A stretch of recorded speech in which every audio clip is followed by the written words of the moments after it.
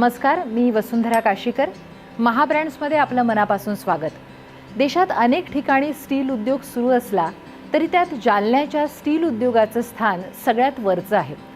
जालन्याला स्टील उद्योगात मानाचं स्थान मिळवून देण्यात आयकॉन स्टीलचं योगदान मोठं आहे. नवीन तंत्रज्ञान, गुणवत्ता आणि विश्वासाच्या जोरावर TMT स्टील बार उत्पादनात देशातील एक मोठी कंपनी म्हणून आयकॉन स्टीलचं नाव घेतलं जातं. जालना ही देशातल्या स्टील उद्योगाची राजधानी असेल तर आयकॉन स्टील ही जालन्याच्या स्टील उद्योगाचं आयकॉन आहे. स्टील उद्योगातल्या दिनेश राठी यांच्या आयकॉन कंपनीबद्दल आपण आजच्या भागामध्ये जाणून घेणार आहोत.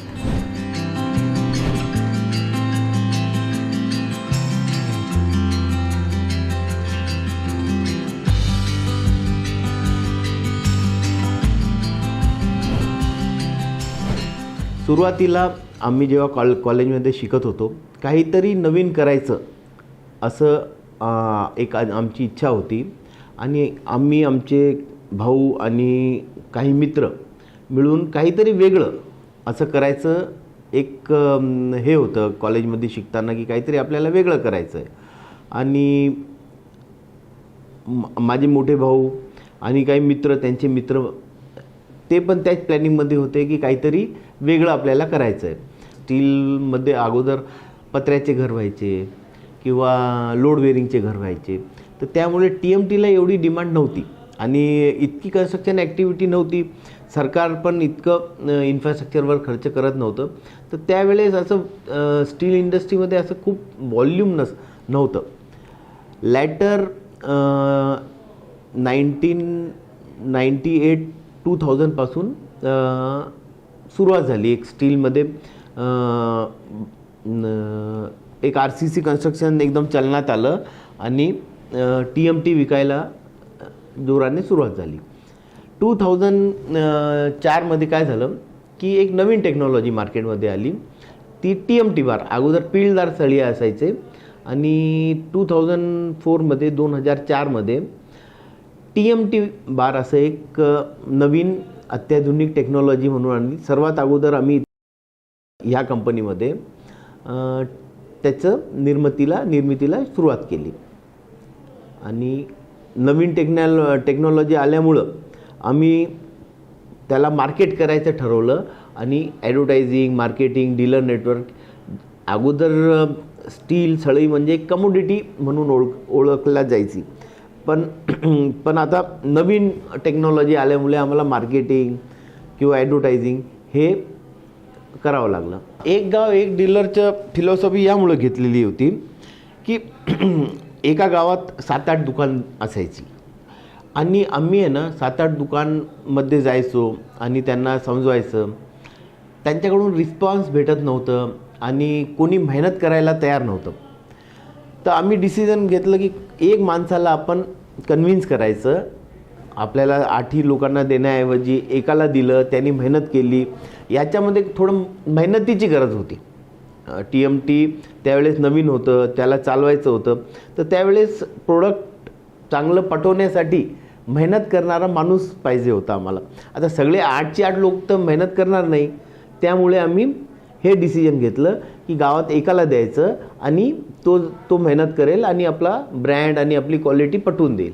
तर त्यामुळे आम्ही एका गावात एक डीलर असं धोरण स्वीकारलं. काही जण जगासोबत राहण्याचा संकल्प करतात तर काही जण जगावेगळं करून दाखवण्यासाठी इरेला पेटतात. आयकॉन स्टीलचा जन्म अशाच ईर्षेतून झाला.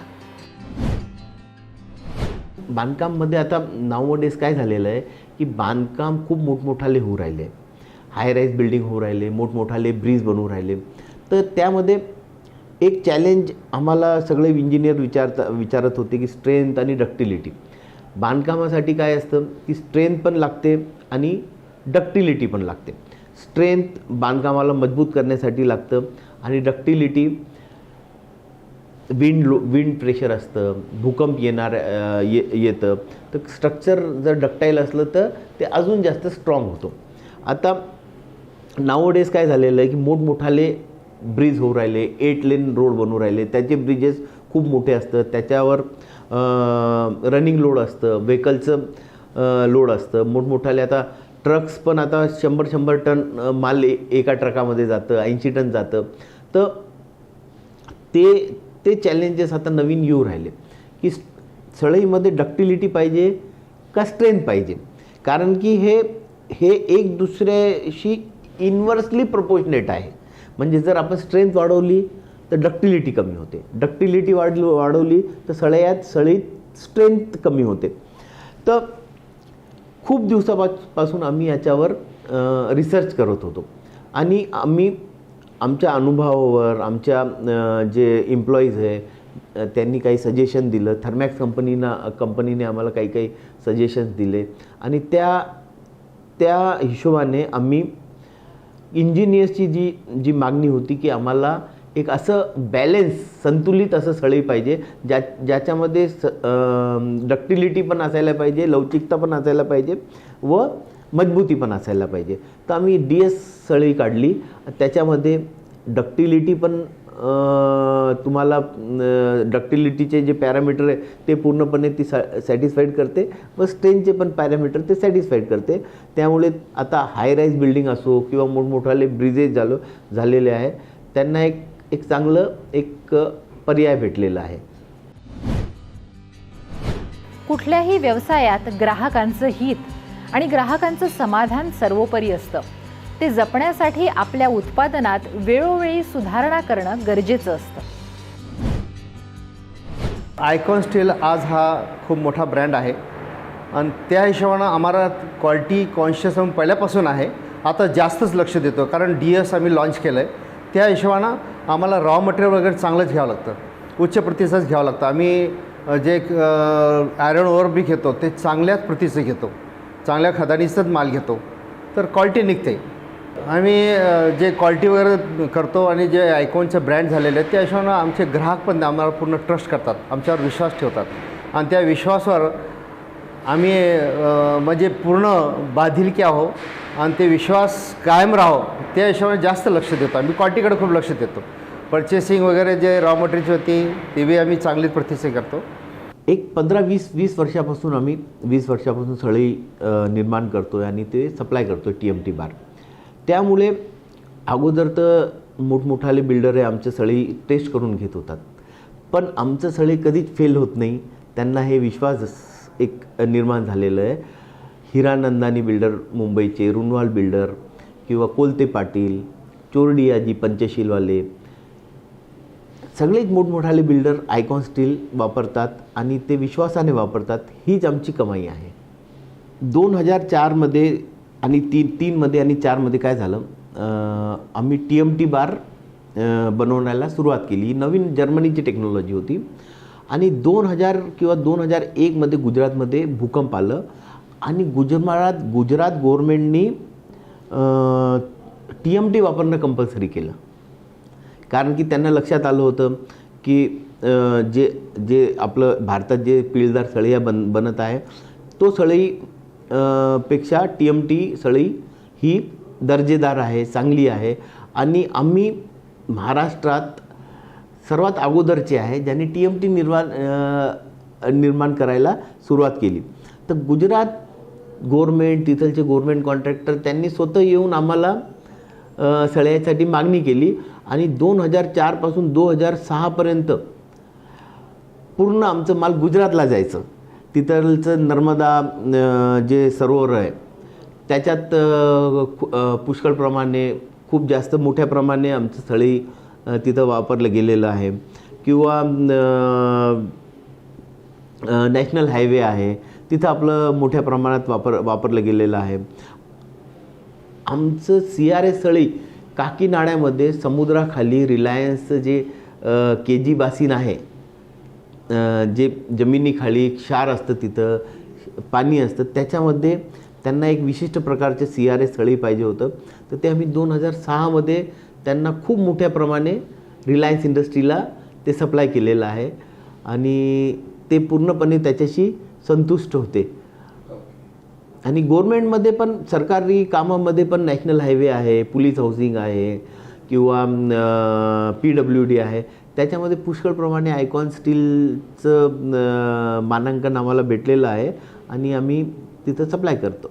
आम्ही जे मार्केटमध्ये विश्वास निर्माण केलेला आहे त्याच्यासाठी आम्हाला ब्रँड ॲम्बॅसिडर पण तसाच पाहिजे होता की तो विश्वासला साजेसा आम्हाला एक ब्रँड ॲम्बॅसिडर पाहिजे होता.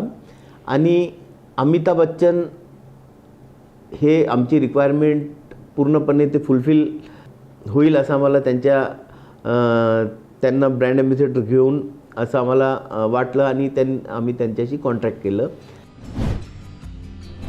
आता घेऊया एक छोटीशी विश्रांती.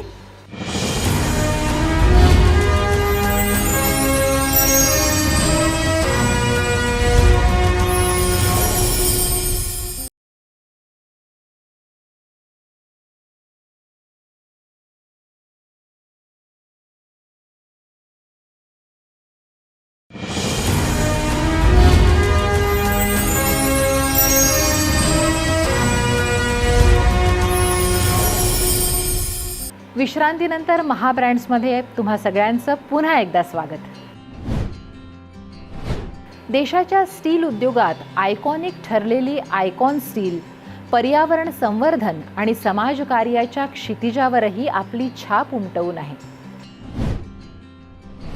बेसिकली जी कंपनी आहे, जर ब्लास्ट फर्नेस किंवा जर दुसऱ्या कंपनीचं पाहिलं त्यांच्यापेक्षा आमची इंडस्ट्री 5 टाइम्स कमी पोल्युशन करते, 5 to 7 टाइम्स कमी करते. आमच्याकडे कोलचं कन्झम्पशन अगदी इंडक्शन फर्नेस असल्यामुळे नाहीच आहे. आम्ही इंडक्शनमध्ये पूर्ण तर कार्बन इमिशनचं आमच्याकडे प्रमाण फार एकदम नाहीचं बरोबर आहे. तर पोल्युशनचं इतकं जास्त आम्हाला त्रास नाही आहे या इंडक्शन फर्नेस असल्यामुळं.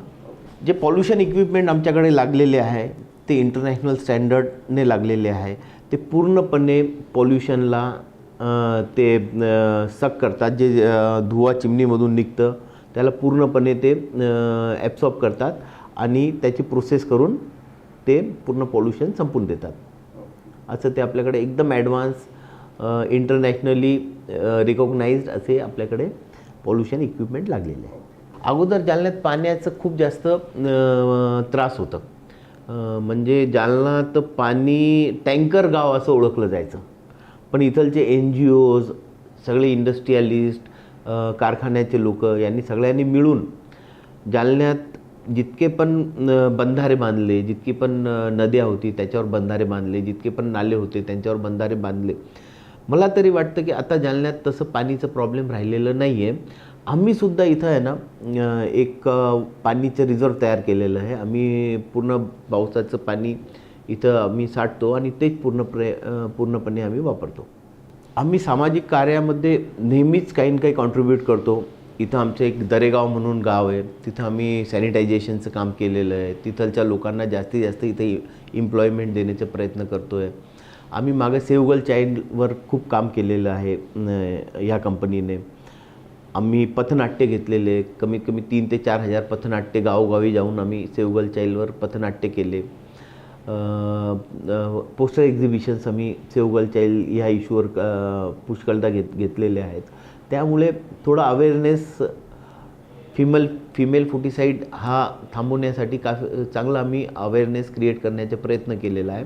याच्या व्यतिरिक्त आम्ही एकतर वॉटर रिझर्व तर आम्ही केलेलंच आहे. याच्या व्यतिरिक्त आम्ही करोनाच्या काळात विशेषतः आम्ही जेव्हा सळई विकतच नव्हती, कंपनी म्हणजे कंपनी बंद करण्याची पाळी आली, इथं कंपनी आमची 4 ते 5 महिने कम्प्लिटली बंद होती, तरी आम्ही प्रत्येक आमच्या जितके पण आमचे कर्मचारी आहेत किंवा जितके काम करणारे लोक आहेत त्यांना एकालाही आम्ही कंपनीतून काढलं नाही आणि प्रत्येकाला आम्ही कंटिन्यू ठेवलं. त्यांना लागणारी पगार वगैरे आम्ही पूर्ण ते दिलेली आहे. आणि ऑक्सिजनची खूप जास्त शॉर्टेज होती करोना काळात, तर इथं आम्ही ऑक्सिजन प्लांट टाकलं, हॉस्पिटलला ऑक्सिजन वगैरे सप्लाय केलं. तर सामाजिक कार्यात आम्ही नेहमी काही ना काही करण्याचा प्रयत्न करतो.